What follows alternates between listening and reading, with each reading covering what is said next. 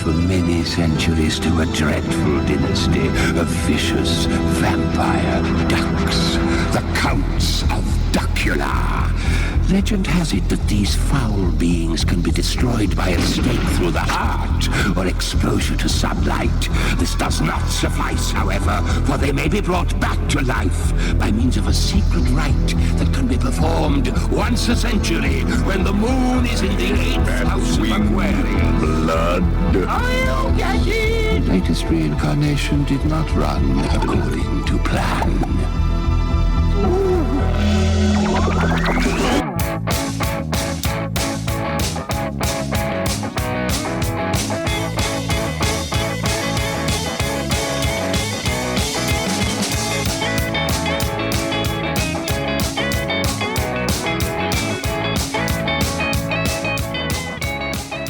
Hello and welcome to Cage Fighting. It's your main man Andy Gillard here. Hope you're all keeping well in the world right now. Hi everybody, Matt Guy here. Hope everybody is splendid and suitably spooked with a clean pair of pants on standby. Shouldn't it really be a dirty pair of pants at this time of year? Well, this is so you can change into said pants after you shat yourselves on our recommendation for this through pure terror. Hello everyone.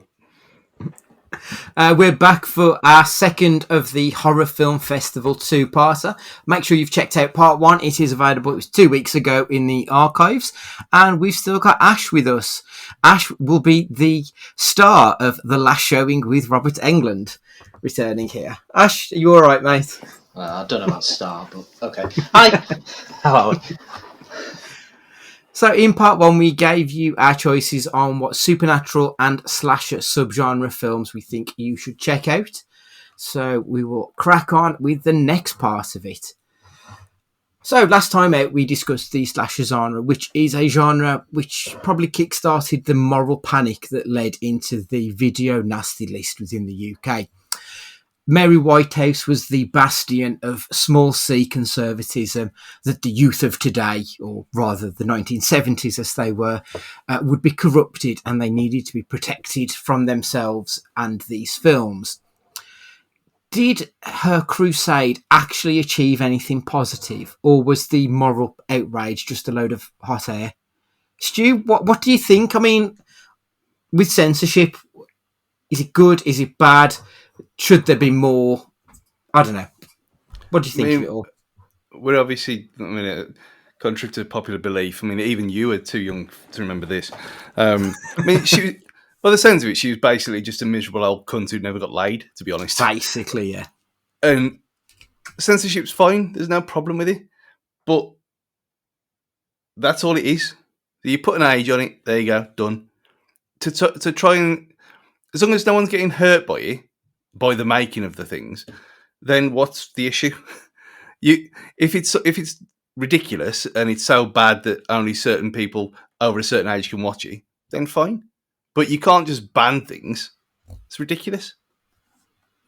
It is strange. They try to take certain films to court to try and get them to stop being made. And I know that A Clockwork Orange, which is a film that I've went to see quite recently, that's often attributed to the video nasty list, but it actually predated it. And that got sort of pulled from the cinemas and stuff at a later date. These films, especially when they're viewed in a modern context, they don't really have that much about them. But at least The Clockwork Orange, it had art, it had story. A lot of the films that were banned was Drek-like Driller Killer. Don't get me wrong, it's a fun film, but it's not a good film. Within the context of actual good cinema, there's no real depth to it. It's just nonsense. It's fun nonsense, don't get me wrong, but it kind of chimes in with the moral panic that was over comic books way back in the 60s with Wortham's Corruption of the Youth, I think it was called, where Batman and Robin living together would obviously corrupt young boys into a homosexual lifestyle. It's that kind of bollocks that I don't think it flew then, because we'd been through, or I say we, I wasn't there, the world had been through the summer of love in the 60s. They'd grown up, and the 70s were a bit grittier and earthier. So why all of a sudden is a horror film wrong? I just don't get it. Matt, what are your thoughts on censorship? I think there should be censorship in the sense that people sometimes need protection from themselves and they may not know what they're seeing, and there should be, as there is, guidelines for people to be able to see things safely and not give themselves psychological issues. However, I think it goes too far the other way a lot of the time, in which the only thing that you're doing is making something more attractive and more niche for people that are going to take it too far in the first place. If something, and I know I call you a hipster all the time, Andy. I don't mean this in the sense that you fall into this category, but if you're going to see something and be influenced by it enough to go shoot up a school or go murder somebody on the back of it, you're going to do it regardless of whether this film is censored or not. Do you know what I mean? By censoring it, you give it a wider appeal to idiots like this. You make that movie more of an appeal because these people think that they are on the edges of society and they don't belong, and now they've got a film or a piece of media that goes with it, and I think that can be dangerous. So I think there is a place, but I think it's often used in the wrong way, like how we discussed stan culture a few weeks back. Yeah. I mean, you just reminded me then of the quote from Scream, the movies don't create psychos, movies make psychos more creative. Mm-hmm. And that's kind of what it is, isn't it? It's that you are right. If someone was going to be a whack job, they were already a whack job before they saw the film. But the film isn't going to change anything in real terms. I always used to have this thing like in my head that I used to think, if I was ever going to go on a mad killing spree, I'd intentionally make sure I did it whilst everyone could hear me listening to like proper pop music, waving, and while I'm holding a Bible or something. So like they can't spin it that. But I know they do it. They find a picture of me with a Slipknot t-shirt on from like 10 years ago. But like I'd want people to like be able to link it to like, oh my god, the Britney Spears killer. Oh my god, pop music must be the enemy. You know what I mean? Yeah, absolutely. Ash, what are your thoughts on the topic? I'd struggled really because I'd never heard of it before it came up, and we've gone so far on the other end now when you've got films like The Human Centipede and you've got Hostel, which is just showing torture porn, and it's weird. There does need to be some sort of form of censorship, because I don't need to see Human Centipede. I don't think anybody really does. But from what I've read of her, I think she was just from a different time, really. I struggled with this one, really. Yeah, I think you are right. It does hit the nail on the head. She's from a different time. I think she was an elderly lady at the time when she did it. So even though she lived through the liberation of the 60s, I think she still yearned for the 30s, to be perfectly honest. So I think there is an element of that to it. I think that's always the case with these things as well. It's always old people. I mean, that's probably why COVID's got a good thing going for it, really. Get rid of them all. I mean, we're going to do what we want then. But it's like with games like Mortal Kombat in the 90s. It was all old people moaning about it. No one went and killed them. Like Matt said, no one went and killed people because of they played Mortal Kombat. It's just old people don't like new things that are challenging. And it always ends up like this. And look at the men... Like the Wolves record deal. Yeah, exactly. People don't understand Wolves records and jamming down wearing the Cloud Away shirt from last year. It's all in play. I mean, the most recent sort of... It wasn't a video nasty, but it was something that was removed from a wider release, was the Child's Play 3 film. Off the back of the murder of young James Bulger. That was a film that didn't have any links at all, really, to anything, but got wound up in this this whole, again, a moral panic that happened in the 90s at this point. So at a point where you'd think we'd start to be a little bit more enlightened, it kind of goes to show that we're always just one disaster away from people trying to not repress, what's the word I'm looking for? To try and step on other people, basically, to try and stop people from enjoying what they enjoy. I mean, this film had nothing to do with anything. A few years later, we had Columbine, where apparently the killers listened to Marilyn Manson, and all of a sudden Marilyn Manson was a terrible human. I mean, it turns out he is a terrible human, but it wasn't anything to do with Columbine, is the point I'm getting at. But it does seem to be that people are quick to jump to art in order to defend their shitty opinions, I think, at times. It's not fair. But that leads me to my next question then. So is there a line for yourself? Is there anything personally that you think when that's crossed, it will just take you out of a movie? Not necessarily that you'll turn the film off, but it'll just leave you cold watching it. Ash, anything for yourself?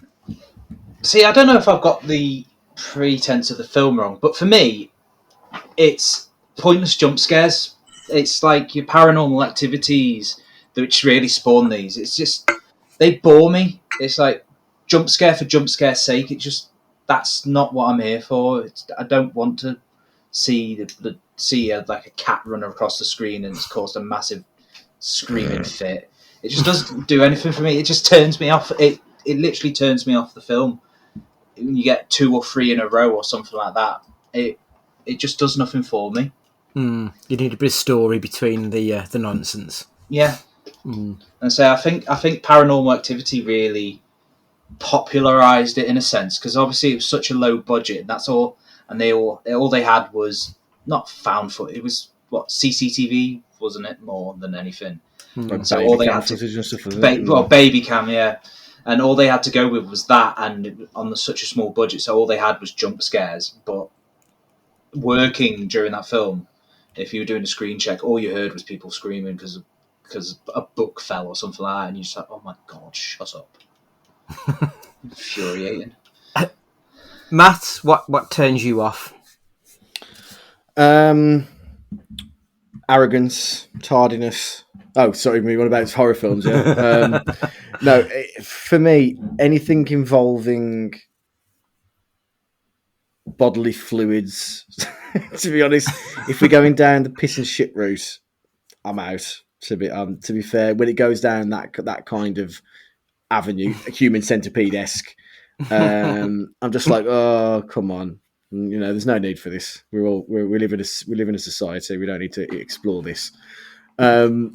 Again, jump scare kind of things for jump scare's sake. When it comes to stuff like Hostel and taking what was good about Saw, but then ramping it up because at the time they misconstrued what actually was good about the first Saw movie, and it wasn't all the violence, it was actually the psychology that came with it. You know, I like violence for violence sake. Like Battle Royale is one of my favourites, but I think when it's done to the point where it's so extreme, it doesn't offer anything anymore. Like there's only so many times you can see someone's head creatively be chopped off before it just becomes routine. And I think that's the problem with stuff like Hostel. Like how do you escalate that even further without just making it sillier and sillier? I think that's, you're both sort of tying with my answer. It's when anything is used to a level where it can be considered gratuitous, that it is there just because it's there, because they can, whether that's like violence or foul and abusive language. If it's just there because we can do it, so why not? I think it ruins it. It needs to be done. There needs to be a context to it. I know we spoke about it with comedy before, that like I don't have a line when it comes to joking about things, as long as the context supports it. I think that's perfectly acceptable. But then, like when you get to the levels of Hostel and Human Centipede, as you've mentioned, they're not disgusting, upsetting movies. They're bland. They're doing shit for, like, literally doing shit in some circumstances for the sake of doing it, and it just makes it so boring. It just leaves me really cold. It doesn't make me think that's disgusting, I need to watch more. It just makes me think I've got ironing to do. Like it's that level of boredom I hit with those kind of films. Just nothing for me. Stu, what do you think? I mean, I obviously love, well, not love, that'd be weird, wouldn't it? Human Centipede and Hostel, and Hostel 2. It is a similar kind of theme, though, where it's almost like too much of a good thing, though they don't know when to stop. And I think all three of you said pretty much the same thing, but just in a different way. Like Ash said, too many jump scares. Well, it's not a scare then, is it? It's just annoying. And then too much eating shit is too much. It's like it's all best in moderation. I think, like when we talked about Mandy, or has that gone out yet? Or who knows? Next week, Stu. Next week, yeah. Yeah. Well, you listen to that, and there's just so much that could be done better for reasons that we get into next week. But yeah, it's just know your limit. There's nothing off limits in terms of content, but know your limit of what you're actually going to show and how many times you're going to show the same thing. Less is more sometimes, isn't it? Yeah. Let's be honest. Yeah, you are right. Yeah, spot on. So that was a bit of a heavy start, I think. So let's go for some lighter recommendations. I want to hear about comedy horror. Like, it almost sounds like a contradiction in terms, but as I said last week, when I think horror and comedy together, they're very closely related. They use similar tactics to elicit an elemental response in the audience, whether it's fear or laughter for obvious reasons.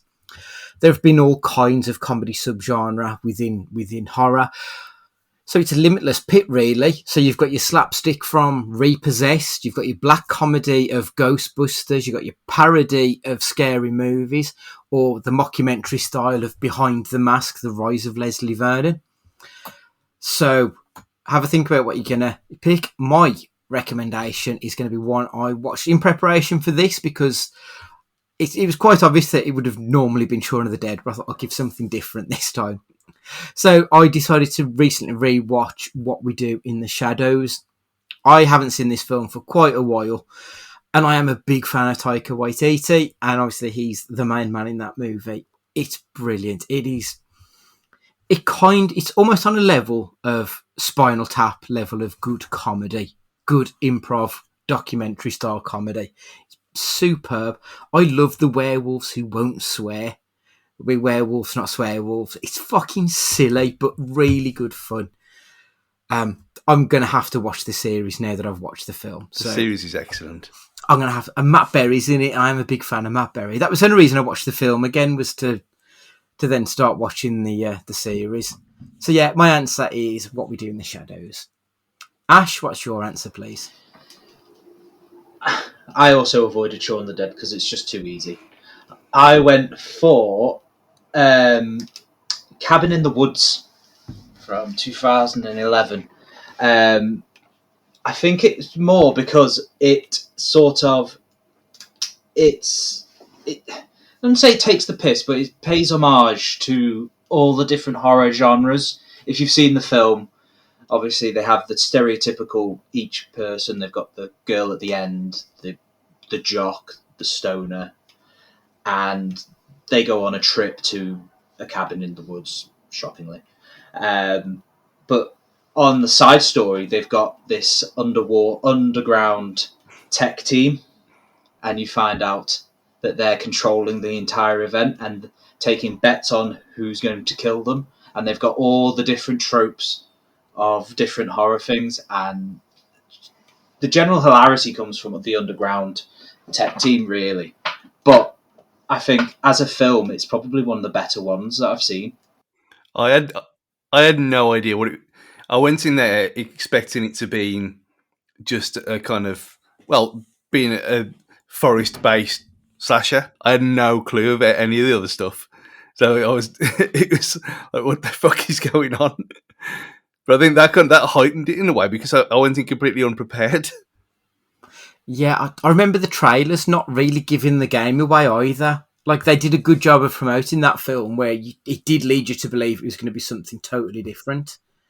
Matt, I know you're a big fan of Cabin of the Woods, if I remember correctly. Big fan. Yeah, it's exactly as Ash said. It's an excellent homage, but it's made with love as well. It's made with love of all and to kind of give thanks to everything that came before it. But it's so silly and bombastic and over the top, especially once the cat's out of the bag with actually what's going on. It becomes a different film altogether, and it's just so well done. Like I remember seeing it and thinking that has got to be one of the most original plots I've seen in a long time. Like I can't think of anything else like this that I've seen in recent memory.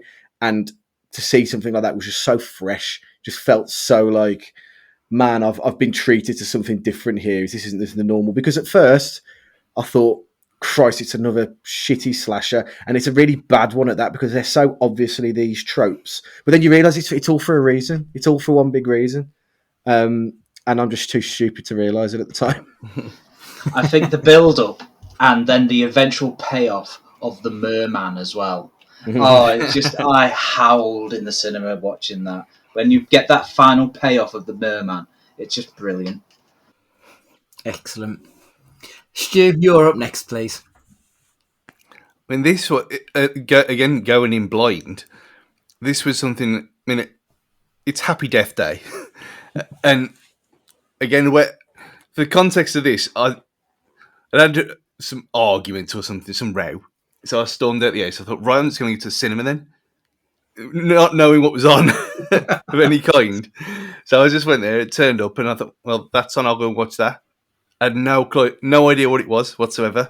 And obviously, if I'd have known it was Time Loop, I would have said absolutely no way because of my hatred of them. But actually, this one works perfectly. And it's I don't know, is it laugh out loud funny or is it just silly? I generally don't know because it's both. It is both, yeah. Yeah, because I haven't seen the second one. And in a way, I kind of never want to because the first one is so good. The second one tries to be like, you know how when Child's Play became Bride of Chucky rather than Child's Play, it goes that route of trying to make it comedy and it makes it less funny. Whereas obviously the first one doesn't try to be funny, and that's where the comedy comes from. Yeah. So yeah, I get why you wouldn't want to see the sequel. I don't get your hatred of time loop films because you also like Palm Springs. It's a fucking I know movie. I think maybe that's what the thing is. If it's a comedy, if it's a time loop comedy, maybe that's what the thing is. Just Groundhog Day and all the other bollocks, like that game that Matt played and tortured himself with. Things like that. Mark's brothers played it as well. 12 minutes, yeah. And he said it's the best thing he's ever played. And it's like, why? And he played it for like 9 hours. There's no way I'm playing 12 minutes over and over again for 9 hours. You can, no way. But yeah, I think this is where the time loop phenomenon changes because Palm Springs is good as well, and I watched that by mistake as well. So I think when it comes to comedy, then it works. If it's just a trope of a drama trope, then just bores me. Right, I've got a film for you then, Stu. Frequently asked questions about time travel. It's a sci-fi comedy film with a time loop element starring Chris O'Dowd and Mark Wootton and Anna Faris, who you will know. I think you will like that. Give that a crack. Matt, your recommendation, please. Now, this isn't a comedy film, but it has comedy elements, and that is Insidious. And it's funny. It's funny. It's a comedy for two reasons. There are legitimate comedy elements. You have the two apprentices that come in, who do offer some comic relief, and they are like bumbling idiots, and they just kind of add a little bit of comedy value to it. But in the second, or say the last act, when they go into the dark realm, is it, or the other, or the ether, whatever they call it, the film becomes this really camp nonsense. Like the tone completely changes, and it stops being a scary film, and it becomes this bizarre Scooby-Doo like chase scene. And even like the red-faced man, who's the I won't say the villain, but the main supernatural force, starts like chasing him around in this really hokey way, and I'm sure there's an organ that he plays, and it all gets a bit carnival, and it's just hilarious. It's really funny. Like, it stops being scary altogether, and it's so camp it wouldn't be out of place in like some 1960s Batman episode.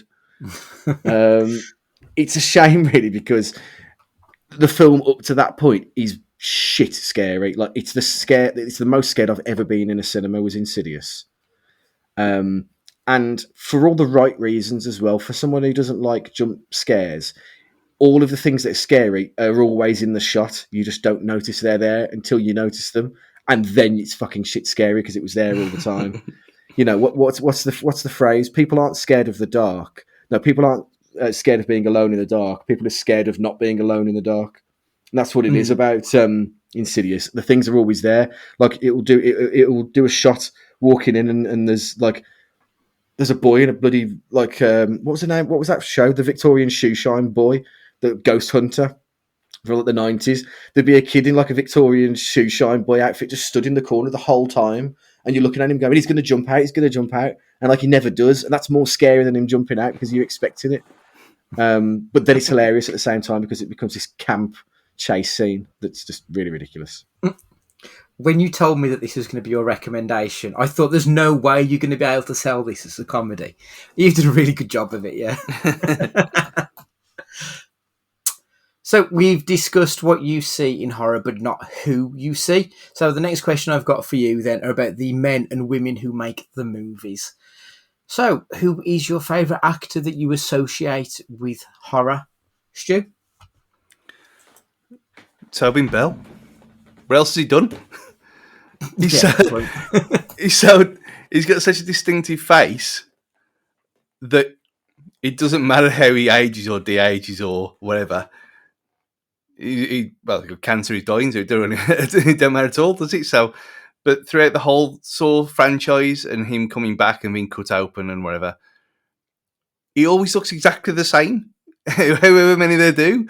And he's one of them people, you see him, without looking, I've never seen him anything before or since, to be honest, unless he's been like he's a copper in X-Files or something when he had long hair or something like that tends to happen when you go back and watch these old shows.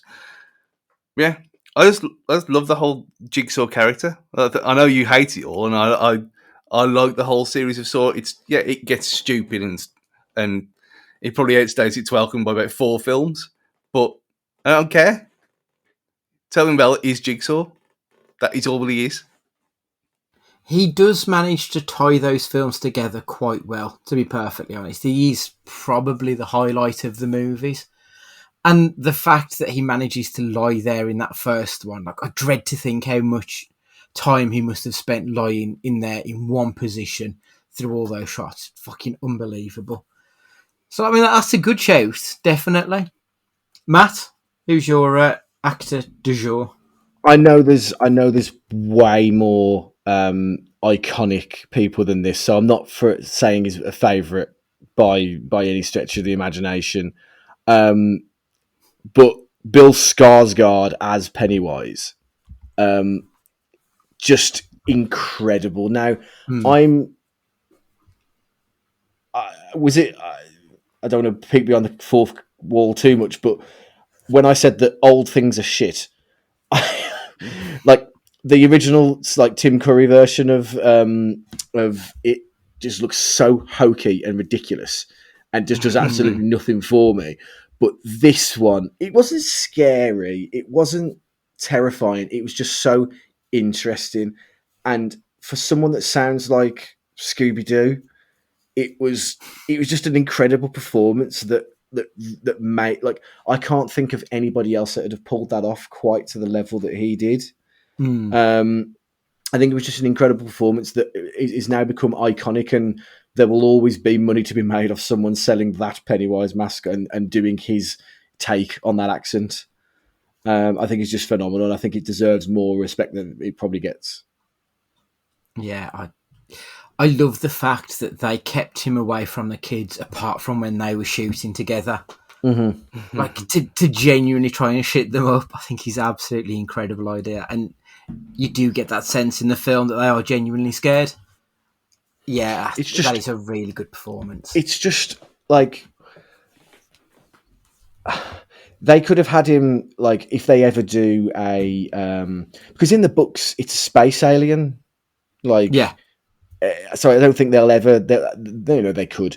They might do a bloody prequel or some kind of origin story where like he was human at one point, and just his face on its own is terrifying. If it's just they could just put him in front of a camera staring for a few minutes, uncomfortably long, staring at the camera, and it's going to be shit scary because you just know he's Pennywise and he's the only one now for me. It was just really, really well done. I think he deserves a lot of accolades for his performance.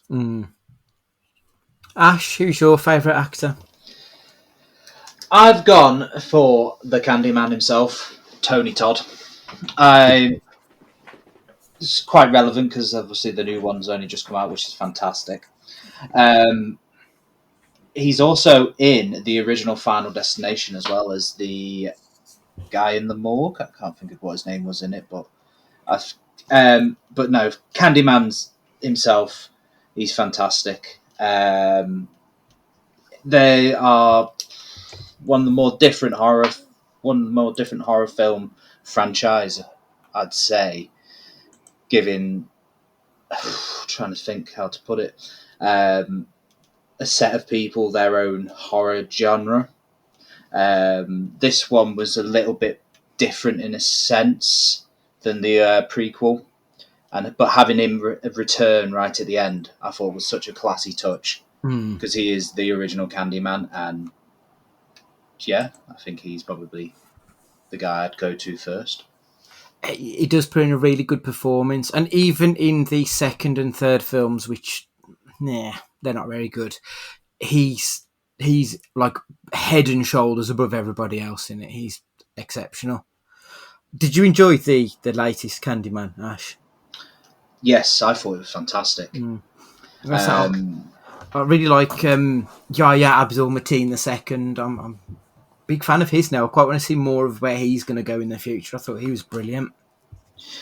It was just it screamed Jordan Peele for me. The new Candyman. Yeah. I know he was a writer in it, not the director in this one, but it literally screamed Jordan Peele. Just the way his other films have gone. I love the fact that Jordan Peele's next film is just called Nope. Like the balls to call a film Nope. He's just great. I do like Jordan Peele too. My choice of my favourite actor of the horror genre is your namesake. It is the one and only Bruce Campbell, Ash, Evil Dead. Like I love the Evil Dead trilogy.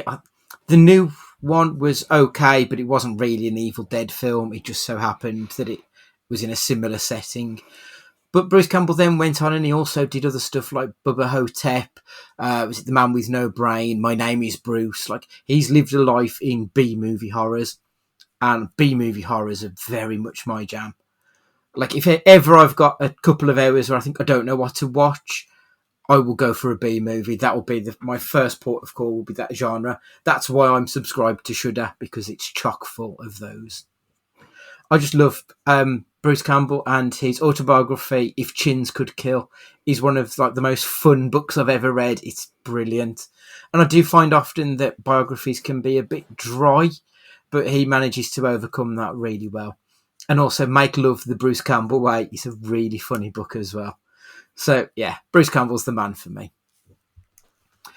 So that's on screen. How about off screen? Stu, who's your favourite horror director? Easy one, this one, straight away. John Carpenter. Yeah, top choice. We haven't even we got all the way through this second episode, we haven't even mentioned The Thing. And how utterly mental that whole thing is. And I only watched it about 6 months ago. Obviously, like Matt said before, about you got to judge it by the effect of the time. But even so, the practical effects in that are very, very good. Even now. I think it's probably even more disturbing, especially with the upside down head one with the crab thing. It's just superb. Things like that. Even when it's not horror, or the subway one. Oh fuck it, what's it called? Pelham. Oh, the Pelham. taking of Pelham Yeah. 1, 2, 3. Yeah. Even that, very different, but at the same time has similar Carpenter vibes for me. And his version of the fog is obviously much better than a lot that's come since and just copied. So yeah, easy. And again, They Live, giving its probably 5th shout out of the year. Amazing film. Yeah, easy choice for me. Ash, was yours an easy choice? It was kind of. I did toss and turn between a couple, but I've gone for the director and writer of the film that's probably been mentioned most over these two podcasts, and that's James Wan, who created Saw.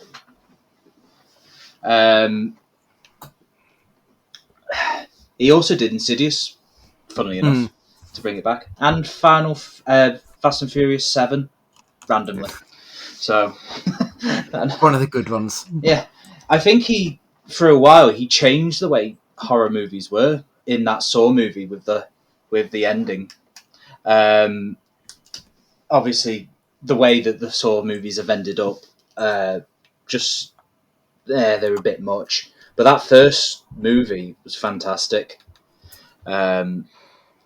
Say the ending alone is just it still gives me goosebumps till the end. Just how he gets up at the end with the music and everything is unbelievable. So yeah, James Wan, because he created the entire universe, it turns out, and he created the Billy the doll. So Okay, didn't realise that. yeah.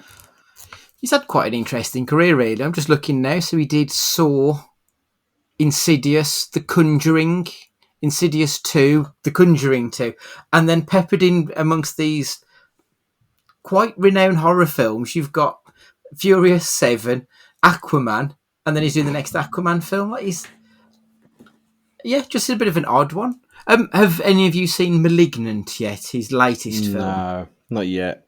I think I'd like to, but Yeah, I will wait till I can watch it in the daytime. yeah. I've got it on the bad list. things. Yeah.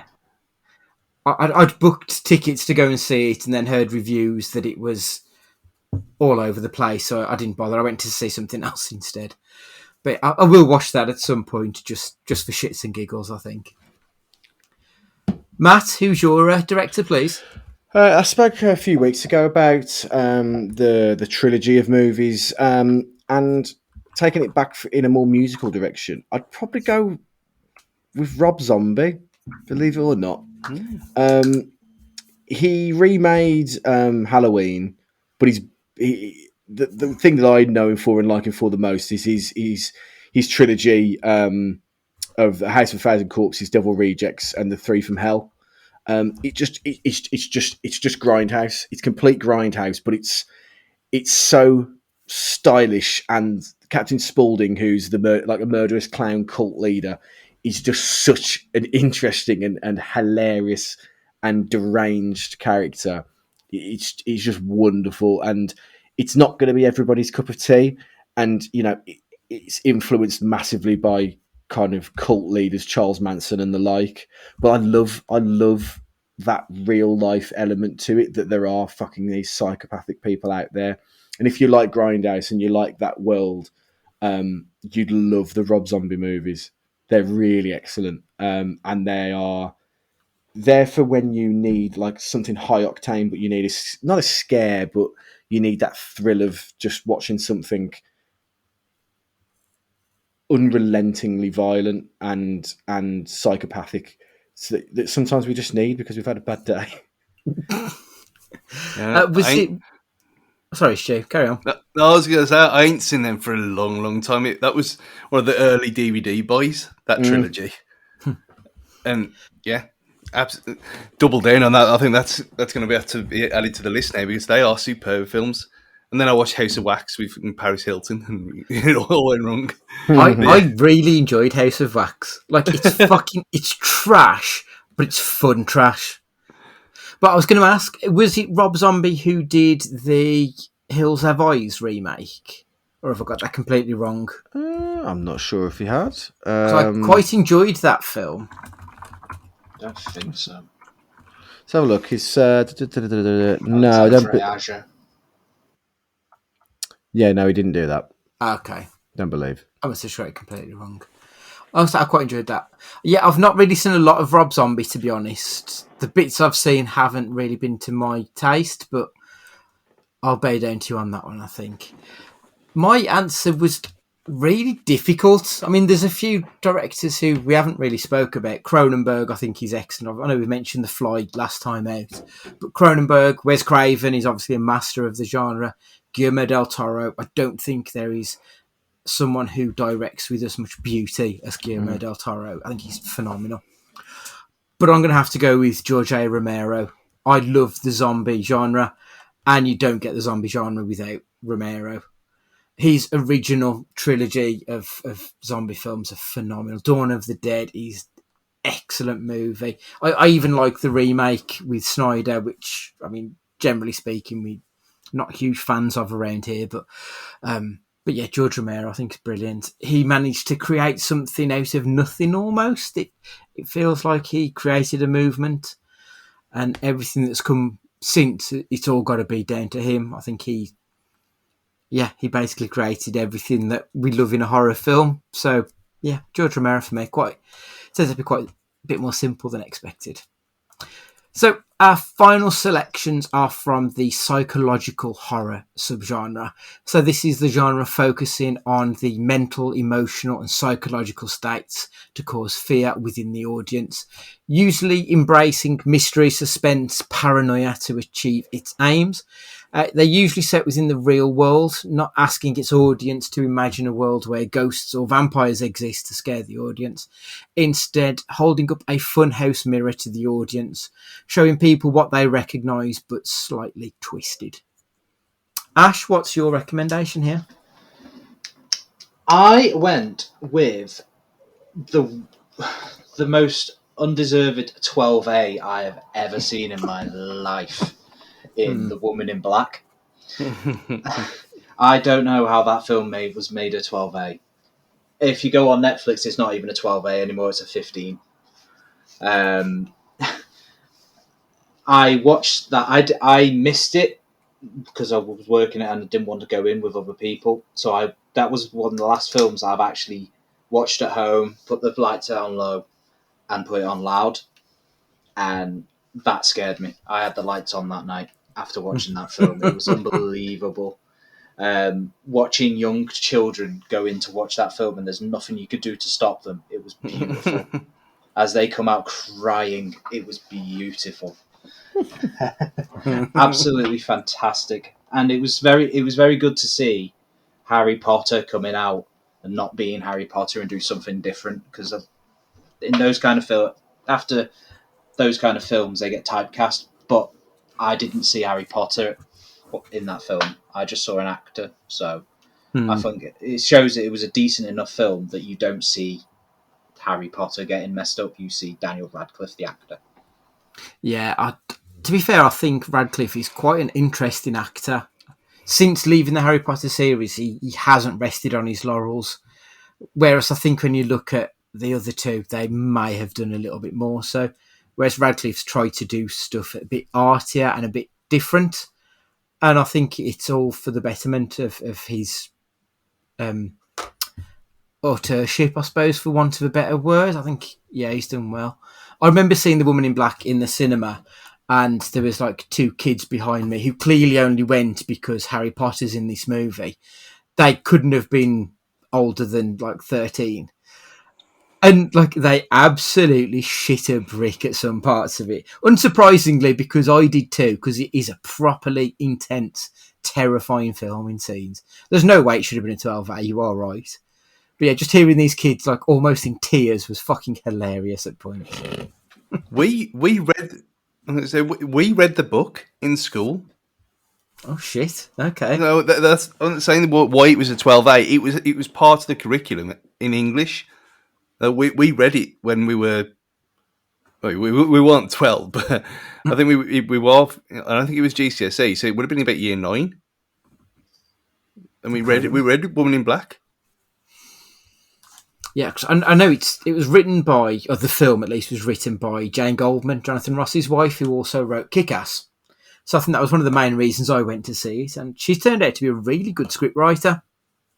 But yeah, top choice that one is Ash. Have you any of you seen the live show? I've heard that's supposed to be very good. No. Interesting. I didn't even know there was a stage play, I assume, yeah? Mm-hmm. Okay. Matt, what's your recommendation? So I must give you props. Excellent description of the psychological film there, Andy. Very nicely done. You can thank Wikipedia. Okay, and I do regularly by not donating, unfortunately.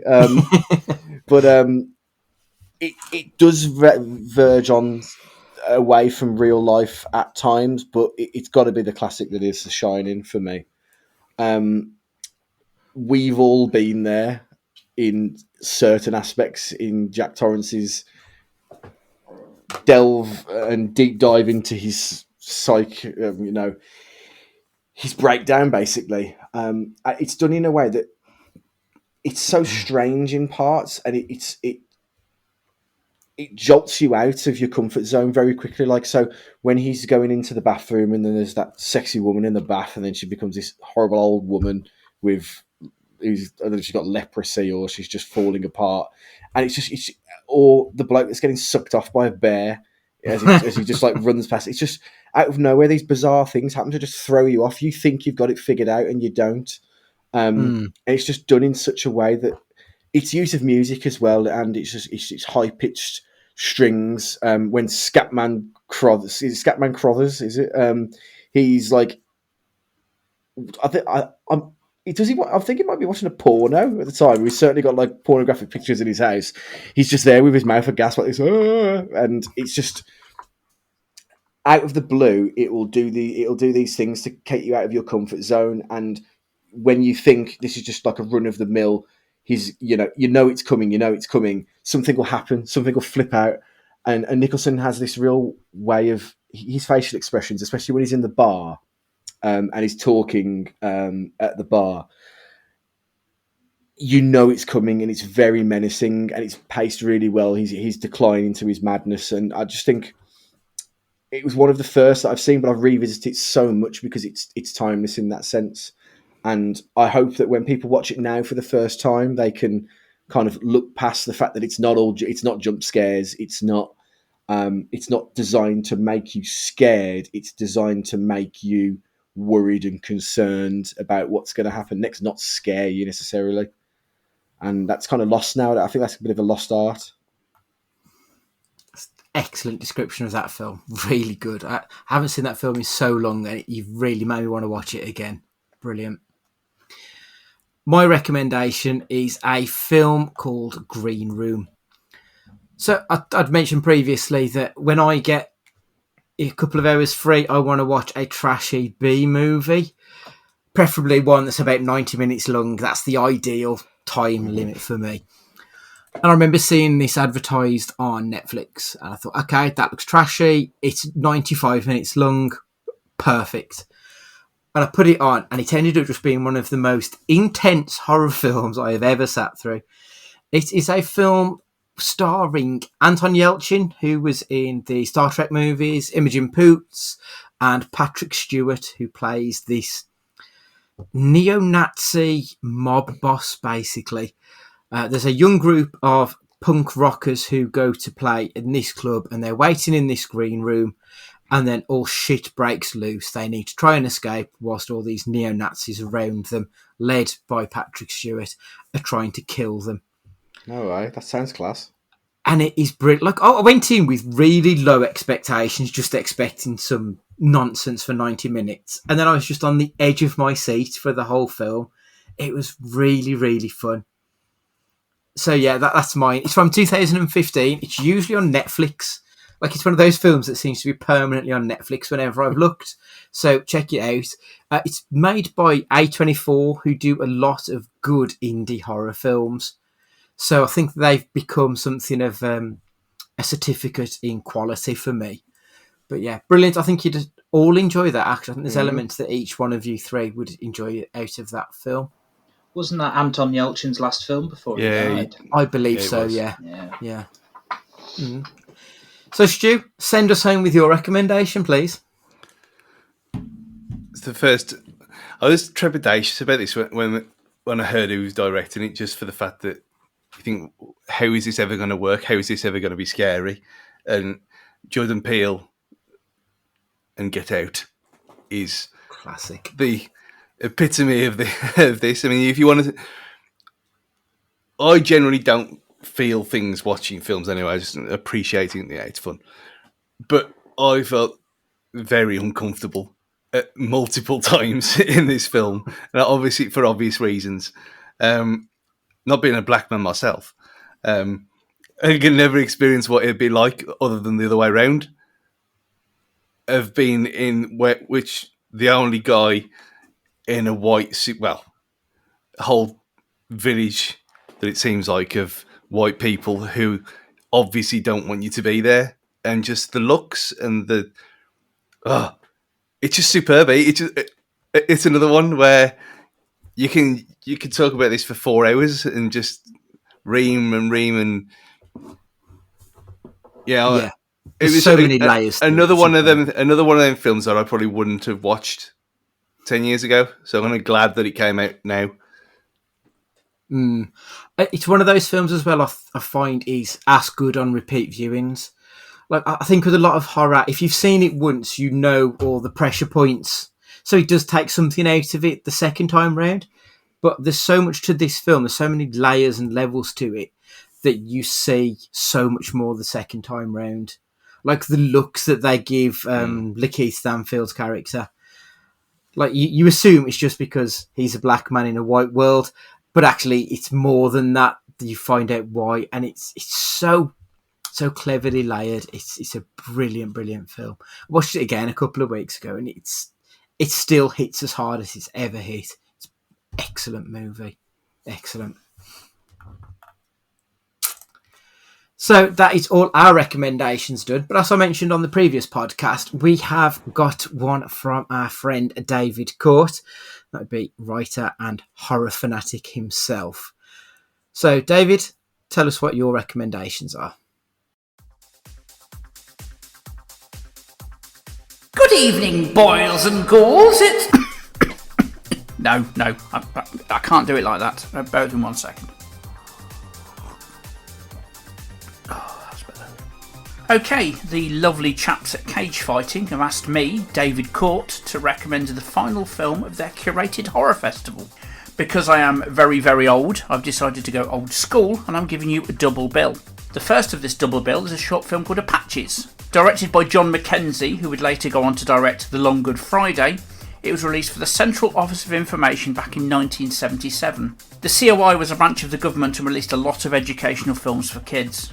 Word of warning, it's less a documentary, more a proto-Final Destination set in UK farmland. The policy in the 70s, and it must have worked because I've never drowned in a grain silo or got electrocuted retrieving a kite, was to scare the ever-living shit out of kids to keep them behaving.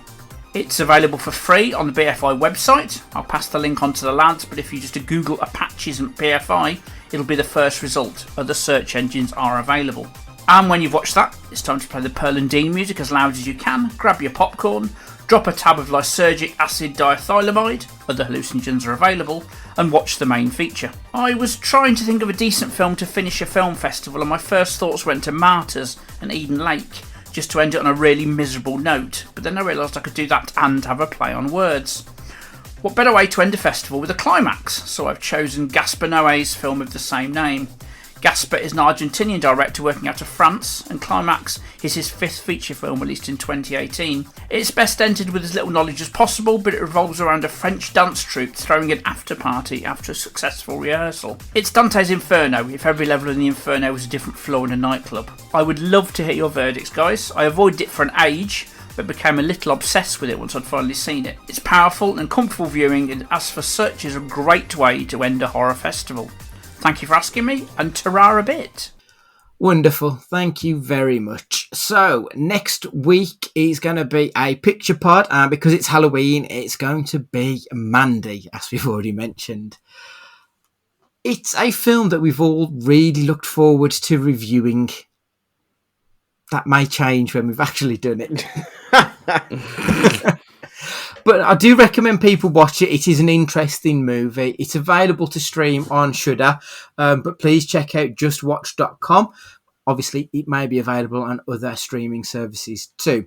So big thanks to David Court for giving his recommendation. Please make sure you check out his book, Contents May Unsettle, available on Amazon and elsewhere too. Let us know what films you would have chosen for your horror festival. If you can drop us emails to cagefightingpod@gmail.com or on the Twitter @cagefightingpod. Please make sure that you subscribed on whatever podcatcher you're using so that you don't miss a single episode, and we would really appreciate a review. So for this week, Matt, would you like to say goodbye?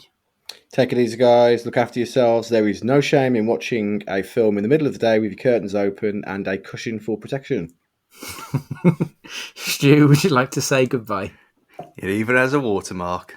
Goodbye. Ash, would you like to say goodbye? Don't go skinny dipping in the lake, guys. Bye-bye. It's goodbye from me, and remember, be excellent to each other.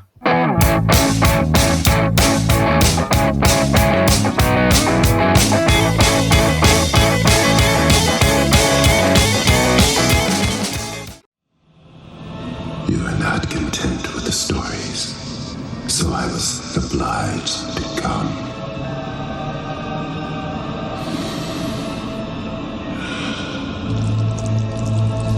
Be my victim. Be my victim. I am the writing on the wall, the whisper in the classroom. Without these things, I am nothing. So now I must shed innocent blood. Come with me.